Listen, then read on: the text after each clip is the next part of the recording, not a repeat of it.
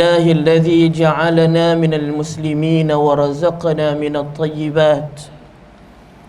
أشهد أن لا إله إلا الله وحده لا شريك له، وأشهد أن سيدنا محمدا عبده ورسوله وصفيه وخليله وحبيبه سيدنا محمد بن عبد الله وعلى آله وصحبه حق قدره ومقداره العظيم.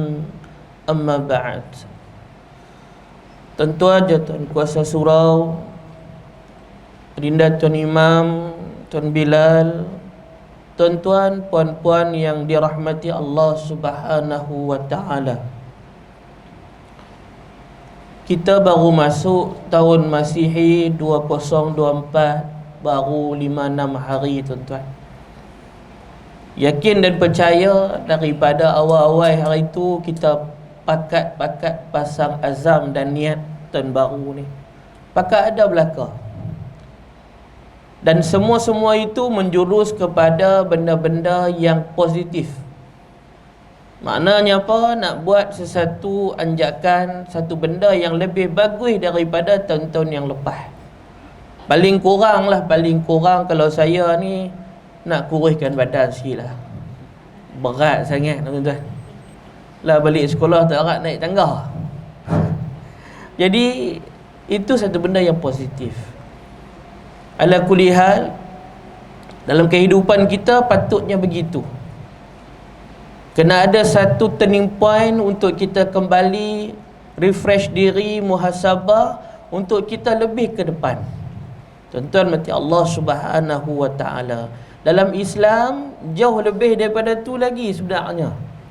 Sebab itu saya terpanggil untuk membacakan satu hadis Nabi sallallahu alaihi wasallam. Pesanan baginda Nabi sallallahu alaihi wasallam untuk Sayyidina Abdullah ibn Umar, anak Sayyidina Umar. Salah seorang sahabat muda yang sangat Nabi bagi perhatian tuan-tuan. Satu hari Abdullah bin Umar ni duduk dengan Nabi, Nabi pegang kedua-dua bau dia, mankibain. Dalam hadis kata Abdullah bin Umar,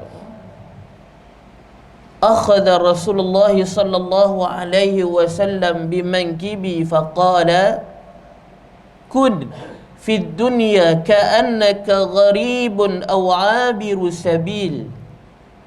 Kata Abdullah bin Umar, satu hari Nabi ambil bau aku ni, Nabi pegang kedua-dua bau, Nabi kata dekat aku, kun, jadilah kamu. Kun ni kaf nun tu kun. Kalau qaf lam, yang tu kul, kita baca kul huwallahu ahad. Kalau kaf lam kul, yang tu suruh makan. Beza sikit saja dah ubah makna. Jadi kaf nun macam kita baca Yasin, kun fayakun, tu. Jadi Nabi pesan kepada Abdullah bin Umar, Nabi kata kun fid dunya, jadilah kamu dengan dunia ni ataupun di atas dunia ni ataupun kehidupan dalam dunia ni ka'annaka gharibun, seolah-olah macam orang asing. Maksudnya apa? Kita bukanlah orang yang duduk asal sini. Macam mana sahabat-sahabat kita, ada yang main dengan visa pelancong, habis visa pelancong dia nak balik ke negara dia. Ada orang yang main bekerja, dia himpunkan sikit, ada harta, ada apa semua duit, dia balik pi kampung halaman dia, dia balik pi negara dia. Ada orang yang main sini, dia main untuk belajar.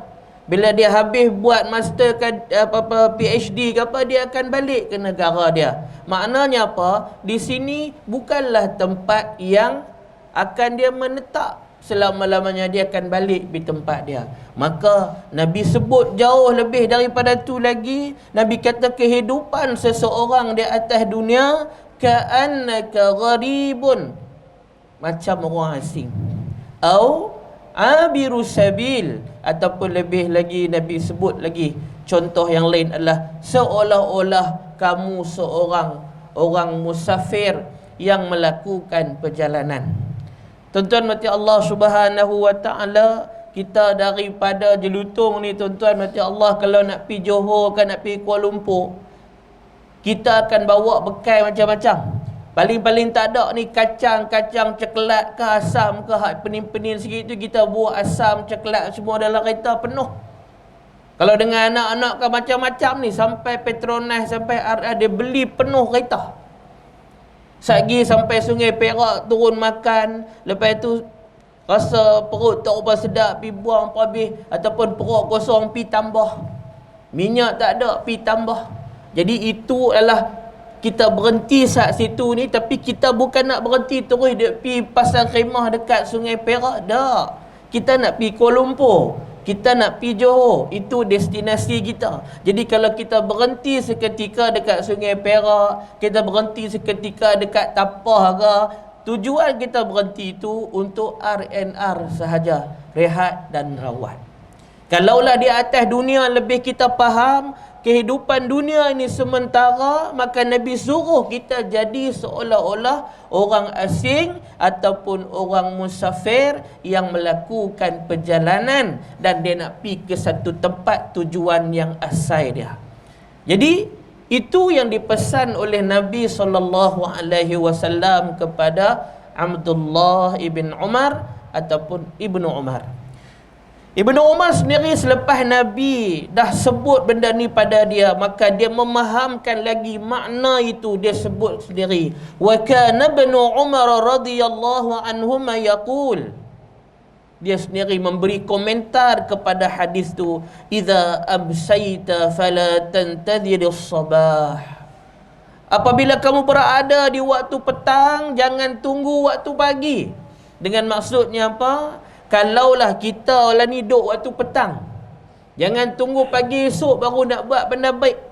Tak payah duduk tangguh-tangguh. Kalau pada hari itu ada kemampuan buat, lala tu kita buat. Begitu juga hal keadaannya, kalaulah dalam keadaan kita tengah duk buat maksiat, maka jangan tunggu esok baru nak berhenti. Lala tu dandan kita berhenti. Maka ini yang sangat cocok, yang sangat sesuai, yang dibagi tahu oleh Ibnu Umar. Kalau kamu duduk belah petang, jangan tunggu esok pagi baru nak buat perubahan.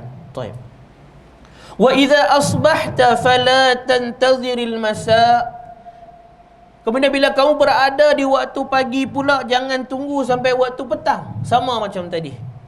Ni pagi ni elok ni, tak apalah, tak payah pergi petang-petang lah buat kot. Oh, seelok-eloknya jangan kita bertangguh lagi, segerakan. Kalau nak buat benda baik, buat terus. Kalau nak tinggal benda maksiat, nak tinggal benda tak elok, nak tinggal benda jahat, tak payah tunggu lama, terus on saja. Jadi tuan-tuan, dan lebih penting daripada tu, beliau sambung pesanan lagi, wa khudh min sihatika limaradika. Ambil waktu sihat kamu ni untuk bekalan waktu sakit.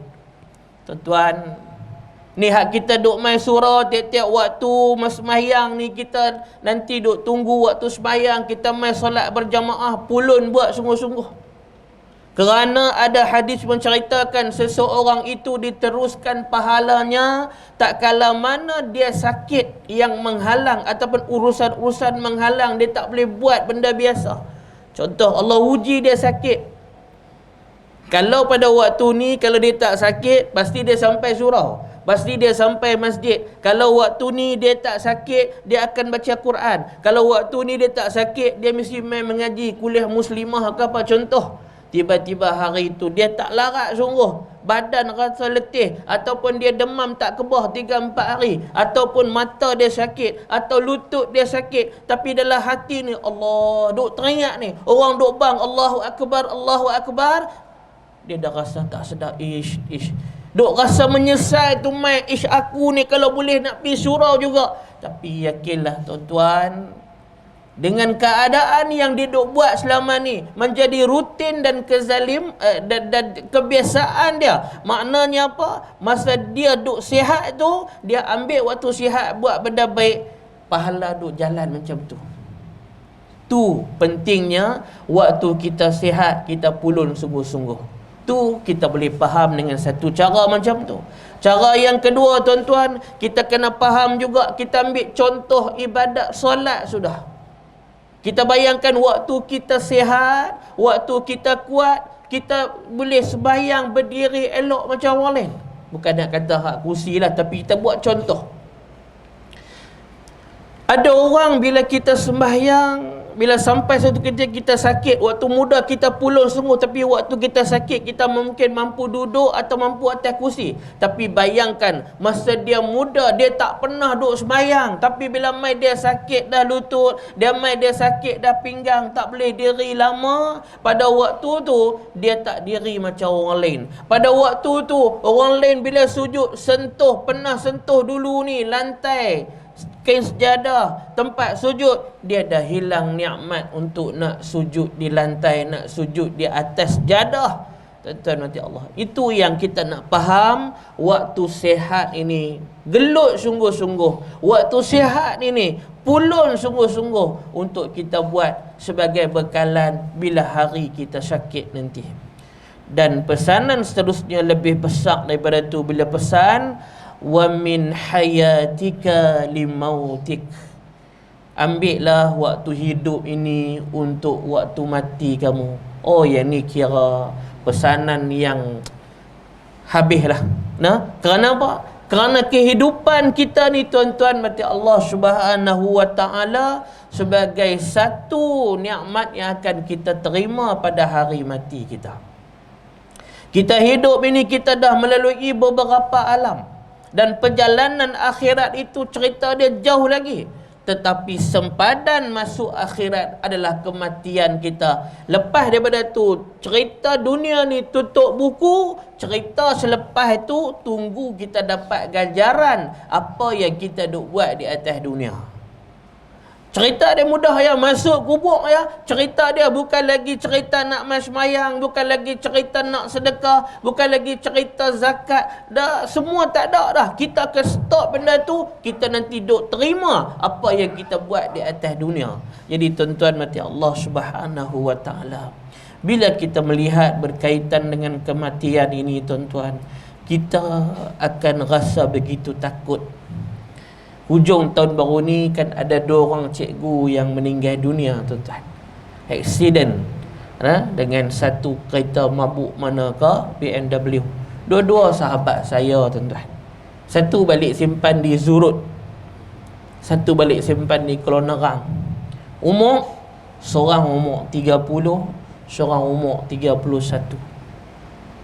Depa pergi mana? Depa pi tu seronok pasal salah seorang kawan depa ustaz juga dapat tukar daripada satu sekolah dalam pulau ni balik pi seberang. Lama dah duk minta, tahun ni dapat. Bila dapat tu, kawan hak yang dapat tu pun tag saya, ustaz terima kasih banyak saya dah dapat tukar. Pukul 5-6 dia hantar pintu kat saya.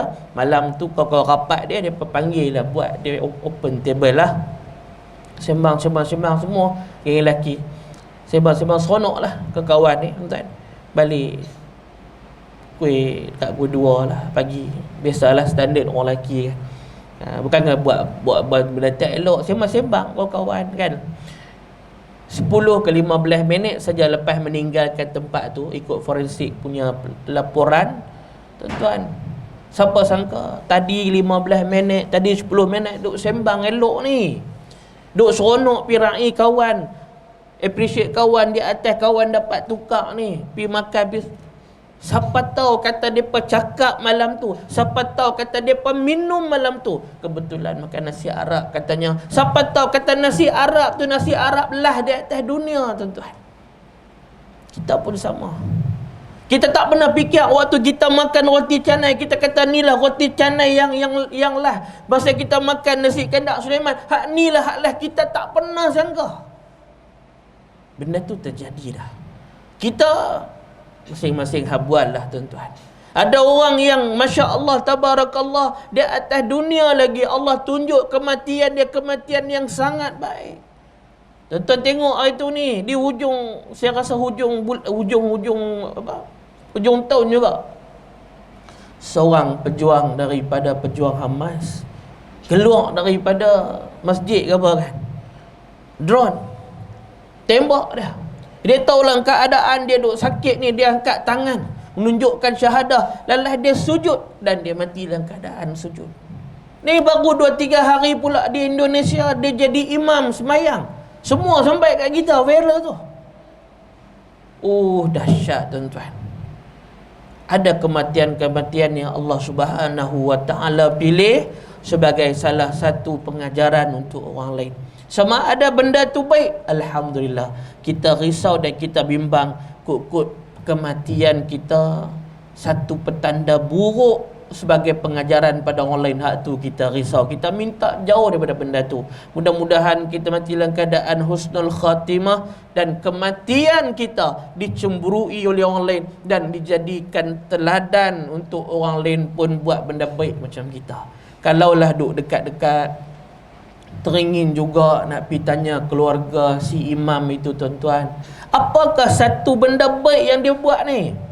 Mesti ada satu special yang dalam hidup dia ada buat satu benda sampai tahap Allah pilih dia mati dalam keadaan dia jadi imam, dia jadi khalifah solat, dia sembahyang. Dan bukan setakat sembahyang, dalam sembahyang itu ada satu tempat yang semua kita tahu, Nabi habaq satu tempat hak paling dekat seseorang hamba dengan Tuhan dia adalah sujud. Waktu sujud itu Allah pilih dia tuan-tuan. Allah, kalau dia duduk dekat lah, keluarga dia duduk dekat, kita teringin nak pergi tanya apakah satu benda hak dia buat sampai tahap teratu Allah Subhanahu wa taala pilih dia tuan-tuan.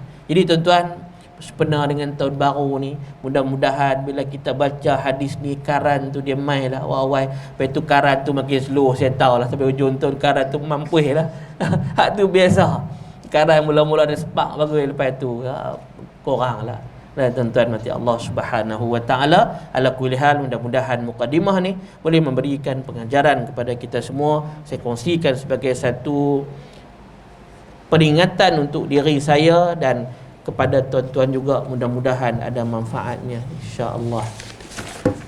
Tuan-tuan mati Allah Subhanahu wa taala, kita sambung kuliah pengajian kita. Saya tengok nota pada live hari itu kita telah masuk surah gajah kan, surah Al-Fil. Betul tak?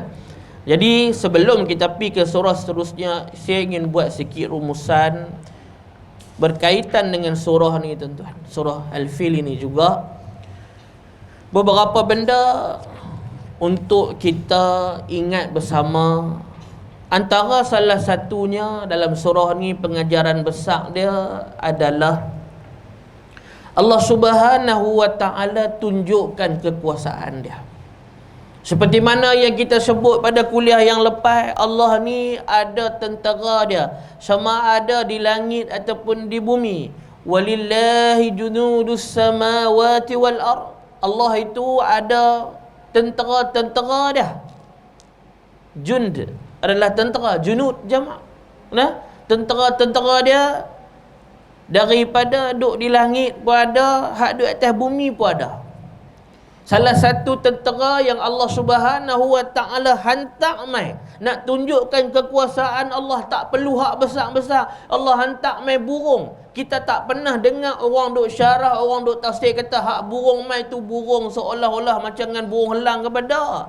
Dia satu kawan burung saja. Cuma burung yang kita baca pada kuliah lepas, tak pernah depa tengok di Jaziratul Arab. Tak pernah tengok. Nah, di kawasan-kawasan dekat mereka tak pernah tengok satu kawan burung yang kawanan burung tu dia terbang dan dia bawa 3 biji batu, 3 ketui batu.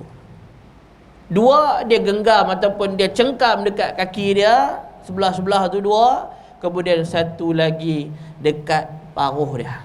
Dalam tafsir sebut batu tu bukan besar. Bukan dia hantar mai batu 1 tan besar kereta ke apa, tak. Kalau hak tu memanglah tuan-tuan. Nah, besar mana?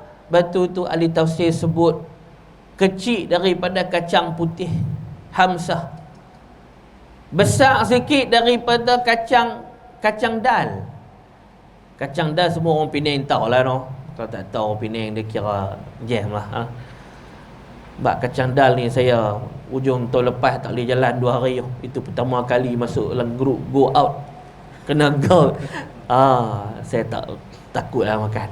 Nah, roti canai kuah asin tak makan kuah saja dah.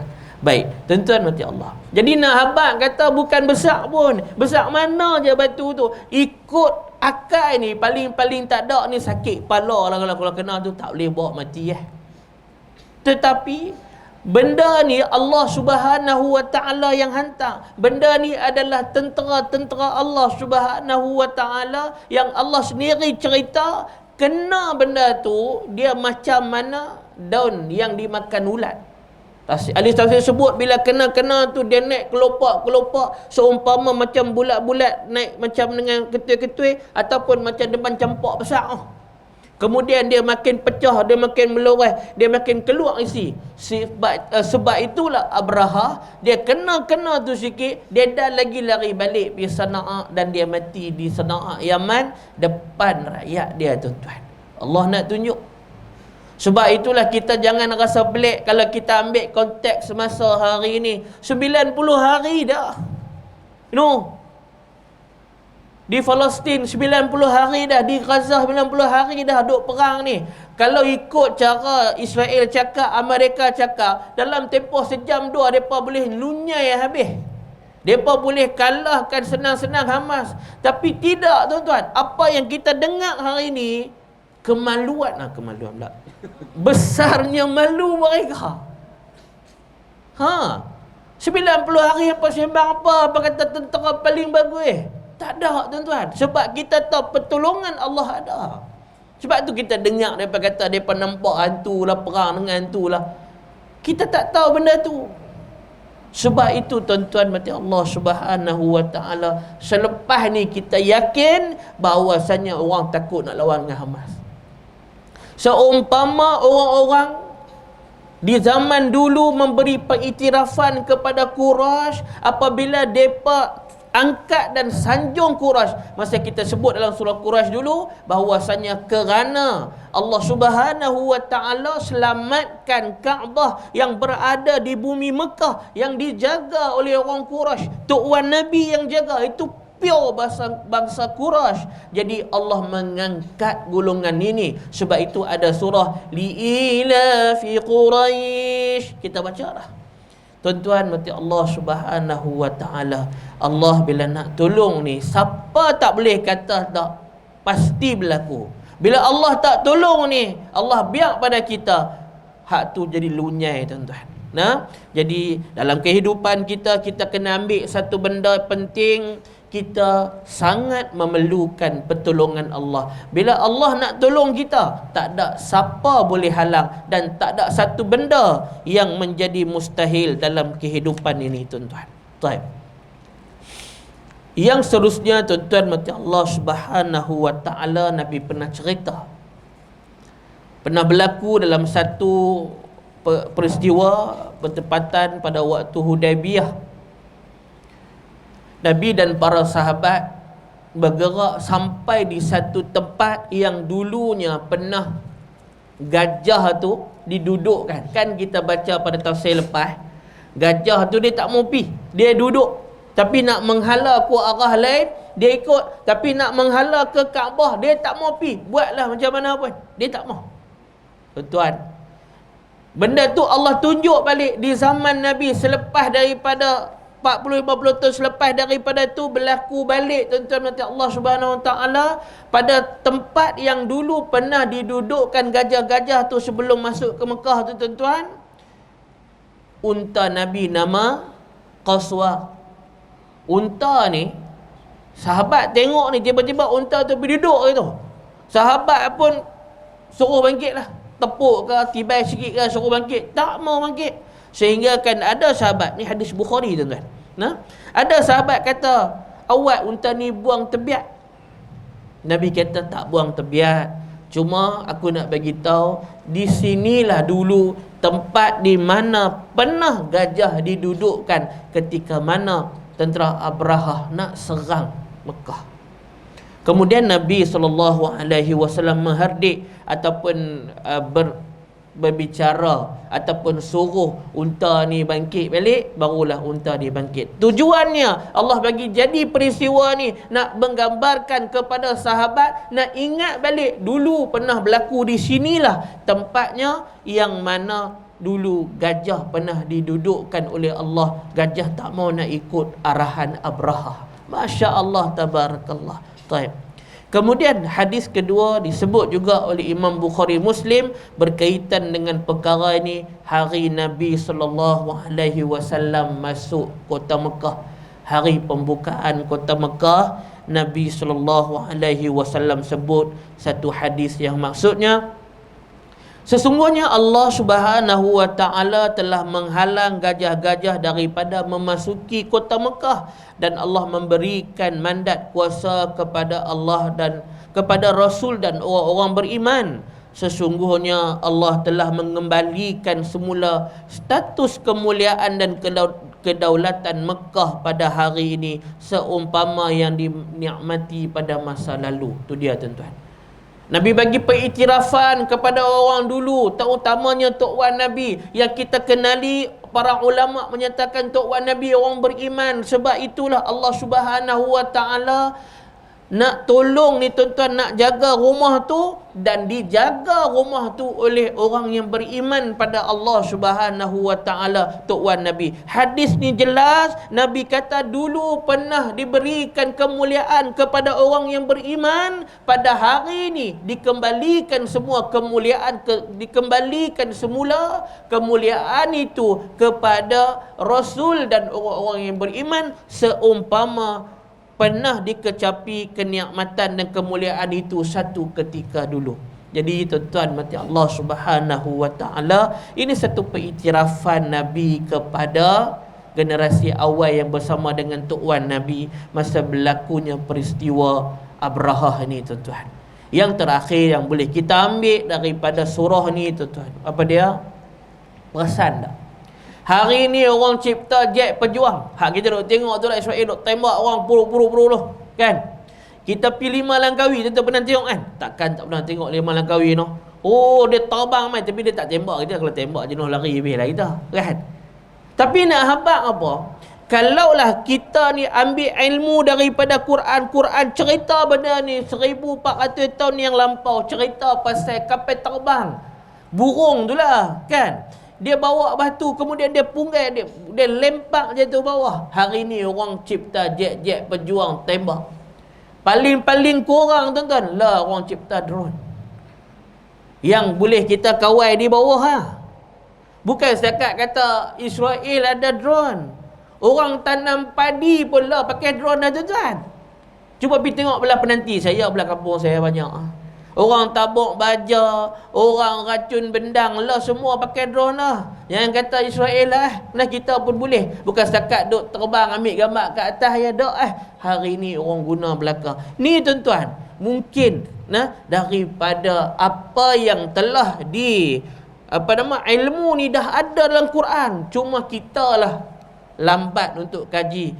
Selepas 1400 tahun baru keluar semua benda-benda macam ni. Sedangkan Quran bagi tahu. Sebab itulah bila kita tengok, kita baca, kita faham tadabbur Quran, di sana ada 1001 macam ilmu yang sendiri Allah suruh kita fikir, suruh kita perhati, suruh kita tadabbur. Seumpama ayat yang lain yang Allah suruh tengok, afala yanzuruna ilal ibli kaifa khuliqat. Apakah kamu tidak melihat bagaimana kami ciptakan ibil, ciptakan unta? Maknanya apa? Bila kita tengok tu, Allah suruh kita fikir. Maknanya apa? Dalam peristiwa burung ababil ini yang mai serang Abraha, tentera-tentera dia, Allah suruh kita fikir sesuatu. Dan mungkin orang dulu dia baca Quran, dia tengok, oh ini satu benda yang boleh kita buat.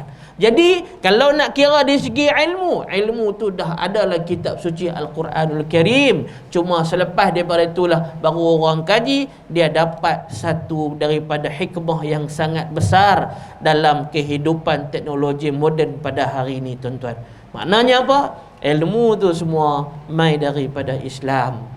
Tuan-tuan mati Allah Subhanahu wa taala, itu adalah surah Al-Fil. Jadi pada pagi ni kita ambil sikitlah kesempatan untuk kita meneruskan surah yang seterusnya, iaitu surah Al-Humazah. Tuan-tuan mati Allah Subhanahu wa taala, surah Al-Humazah ni sedap untuk dibaca tuan-tuan. Saya sendiri cara peribadi sedap dibaca.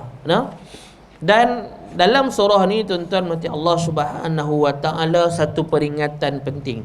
Kerana ada beberapa ayat Allah yang dalam Quran ini Allah sebut wail, yakni kecelakaan.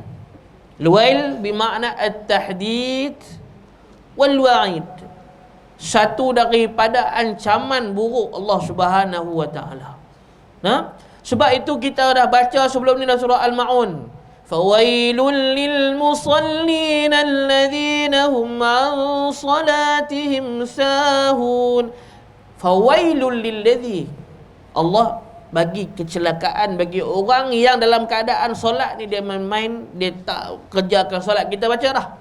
Nah, tafsiran sebenarnya adalah orang-orang munafik yang apabila duduk dengan Nabi mereka sembahyang, tapi apabila tak duduk dengan Nabi mereka tak buat sembahyang. Kita dah baca dah pada lepas. Tapi di situ ada perkataan fawailul lil musallin alladhina hum an salatihim sahun. Dalam surah ni kita jumpa dia duduk depan-depan. Nah, duduk depan-depan. Wailul likulli humazatil lumazah. Nanti kita akan jumpa pula di awal-awal juzuk Ammar, nanti kita akan jumpa surah Mutaffifin. Wailul lil mutaffifin. Kecelakaan bagi orang yang menipu dalam timbangan. Cerita dia orang duk berniaga, tapi dia muhung dalam bab penipuan ni. Allah bagi celaka dekat dia.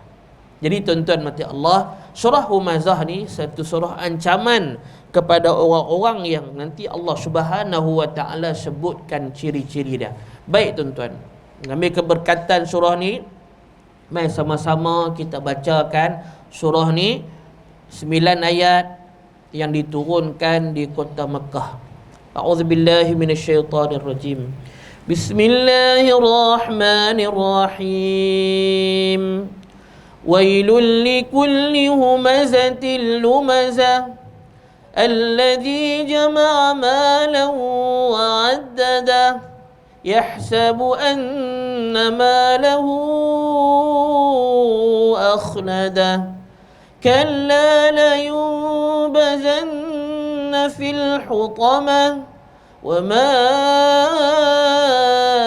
أدراك ما الحطمة نار الله الموقدة التي تطلع على الأفئدة إنها عليهم مؤصدة في عمد mumaddadah. Sadaqallahul azim. Tuan-tuan, surah ni saya sedar apabila dia menyebut banyak huruf dal. Huruf dal ni Melayu susah sebut, tapi Arab dia senanglah lidah dia. Saya masa duk mengajar anak-anak di sekolah tuan-tuan, saya sebut huruf dal ni apa ikut ustaz sebut. Saya bagi formula dekat dia bah. Ada adik tak? Sebut macam orang lidah pendek. Ada sebut ada. Kalau kita sebut ada tu bolehlah bahasa orang Melayu kita ni lidah Melayu, tapi dia lebih tepat di lidah Arab lah. Jadi formula saya buat ada adik tak? Sebab ada beberapa dalam ayat ini dia ada huruf dal. Kita tengok pada ayat yang kedua, ayat yang ketiga, ayat yang ke-6, ayat ke-7, ayat ke-8, ayat ke-9. Nah, contoh kita tengok nah. Ayat yang ke-6, 7, 8, 9. Narullahil muqadah. Kita banyak orang baca mana? Narullahil muqadah. Kan? Tak apa, lidah kita okey, diterima. Cuma yang lebih tepatnya dah. Huruf dal, dah. Dadidu. Ada adik tak? Yang tu formula saya. Nah, ada adik tak? Tak kira nak pergi buat je tu, nak pergi makan-makan. Buat tu kedai-kedai dia heran tu pasal apa lah Palung ni. Awak Palung. Oh, hari ni mengaji huruf dal. Okey lah tu, kan? Aplikasikan dalam kehidupan. Kan? Allati tattali'u 'alal af'idah. Di sini banyak orang confuse juga. Allati, ada orang baca dengan dua-dua huruf ta. Allati tattali'u, jam. Tatta, bukan tatta, dia tatta. Pertama huruf ta, kedua huruf ta. Tatta. allati tattali'u 'alal afidah. Ada baca toto, ada baca tata. Tata dia balik awal lah. Tekan allati tattali'u, habis je. Tapi untuk belajar tak apa. Innaha 'alaihim mu'sadah. Sadah. Fi 'amadin mumaddadah. Ni kena praktis lah. Tentu balik dengar Arab baca je, dia baca gitulah. Tak apa, lidah Melayu dia dimaafkan lah. Lidah Jawa lagi teruk tuan-tuan. Sebut huruf lam tebal betul. Kita kalau dengar orang Indonesia dia macam Indonesia kah? Kita boleh cam dia lidah punya tebal, dia sebut huruf lam tu la. Dia la. Baik. Ala kulli hal tuan-tuan mati Allah. Dalam surah ni kalau kita mengaji qiraat, dia ada tempat-tempat khilaf imam baca ni banyak tuan-tuan. Macam fi amadin baca dengan fi umudin. Ada. Antaranya yahsabuan, ada baca dengan yahsibuan. Kalau kata ada satu masa yang lain, kalau kita boleh dengar orang baca dengan bacaan qiraat pada surah ni, sangat-sangat sedap. Sekurang-kurangnya kita ada sikit maklumat. Bila kita pergi di luar negara, contoh kalau pergi di Morocco, memang dia bacaan dia tak sama dengan imam kita. Kita kena dengar lain. Saya rasa kalau kat YouTube tu imam Morocco ni yang top, nama dia Syekh Hisham Harras. Dia baca sedap. Tentu dengar dia baca Syekh Hisham Harras, cari tengok dia baca sedap. Nama background saya lah, saya ada sama sikit belakang, Hishamuddin. Tapi kampung Hisham juga. Ingat nama saya lah. Tapi bukan saya. Dia Pak Arab, dia putih, dia handsome. Saya ni standard orang kita lah. Tapi orang Penang elok, saya bukan orang Penang. Baik. Tuan-tuan mati Allah Subhanahu wa taala, apa maksud yang kita baca tadi? Kecelakaan besar bagi tiap-tiap pencaci dan pencela. Allah mula kecelakaan besar. Pada siapa? Kita akan tengok ni. Humazah ni apa dia? Lumazah ni apa dia? Allah menamakan surah ni dengan nama Humazah, itu ayat depan tu. Wailul likulli humazah. Tu. Humazatin lumazah. Humazah tu ambil sebenar nama surah ni lah. Iaitu bagi pencaci-pencaci, pemaki-pemaki lah. Baik. Yang mengumpulkan harta dan berulang-ulang menghitung kekayaan. Hari-hari kerja duk ligan duit, duk kira duit. Bukan salah ni. Ada orang memang duk kerja dia kira duit. Apa dia? Money changer. Memang tu kerja dia dengan kerja bank. Jangan pergi marah mereka. Bukan hal tu maksudnya. Baik. Yang ketiga, ayat ketiga, dia menyangka bahawa hartanya itu dapat mengekalkannya di atas dunia. Tidak. Sesungguhnya dia akan dicampakkan ke dalam neraka hutamah. Jadi perkataan hutamah pada ayat yang keempat itu adalah nama neraka. Nama salah satu neraka, nama hutamah. Kalla la yunbadanna fil hutamah. Itu nama neraka. Baik. Yang kelima, dan sudahkah engkau tahu apa itu hutamah? Allah tanya balik. Wa ma adraka mal hutamah, iaitu api Allah yang dinyalakan, yang tinggi menjulang. Sesungguhnya api neraka itu ditutup rapat atasnya, sedang mereka diikat pada kayu ataupun pada tiang yang panjang. Tak boleh lari tuan-tuan. Tak boleh lari. Baik, kita tengok sikit sebanyak overview surah ni. Yang pertama, kita ambil tadi surah ni dinamakan Humazah. Ambil pada ayat 1. Perkataan wailul likulli humazatin. Humazatin tu Humazah lah. Apa maksud Humazah? Dan apa maksud Lumazah? Baik. Humazah, perkataan Humazah bermaksud seseorang yang mengumpat dan mencaci maki orang lain dengan perkataan atau dengan perbuatan atau dengan isyarat. Boleh jadi belaka. Caci maki orang dengan perbuatan ke, dengan perkataan ke, dengan isyarat ke, yang tu para tafsir kata humazah. Manakala perkataan lumazah, lumazah pula dengan maksud mencaci, mencela, maki orang dengan menggunakan isyarat. Contohnya isyarat kenin, angkat kenin, angkat mata. Kalau kita di belah-belah kita ni lagi sakan dengan mulut, dia tak bunyi, dia macam tu ya. Dia tunjuk mulut jebeh habis sikit ya, pakai. Maknanya apa? Quran ajak pada kita, mengajarkan kepada kita bahawasanya body language ini juga salah satu cara kita herdik orang, cara kita cela orang, tuan-tuan. Oh, macam kita lagi sakan melawak, dia jalan pengkak sikit, jalan sengit sikit, dia pun dah buat macam dia tu pula, jalan sengit, kan? Kita lebih daripada tu lagi. Itu semua termasuk dalam caci maki orang. Tapi hari ni, bila zaman berubah, dia main lagi kreatif manusia ni buat benda macam ni. Contoh apa dia? Dia buat kartun, dia buat karikatur, dia lukis satu, bunyi dah, tak lama dah tu bunyi dah. Lagi syekh kita nak pergi kerja, kan? Dia lukis satu kartun, satu gambar kartunnya. Tapi daripada kartun tu dia boleh tafsir. Kita tahu dia nak maki dia tu, kita tahu dia nak kata dia tu, kita tahu dia nak hantam dia ni. Lukis kartun lah. Dan kadang-kadang dia lukis kartun, orang berdialog ni semua dia cipta sendiri semata-mata dia nak caci maki orang. Tuan-tuan, di Malaysia ramai orang macam tu. Sehingga kan dalam masyarakat ada orang panggil mulut astro. Ada kan? Mulut astro. Tapi biasa-biasa astro ni dapat dekat makcik noh. Bukan kata dekat makcik lah. Biasanya terkenal dengan cop tu kepada wanita. Radio buruk, mulut tak ada insurans. Ni semua lah ni. Yang ni semua ni dia main tuju pada Humazah. Tapi muslimat jangan merasa saya buat contoh je lah, kan?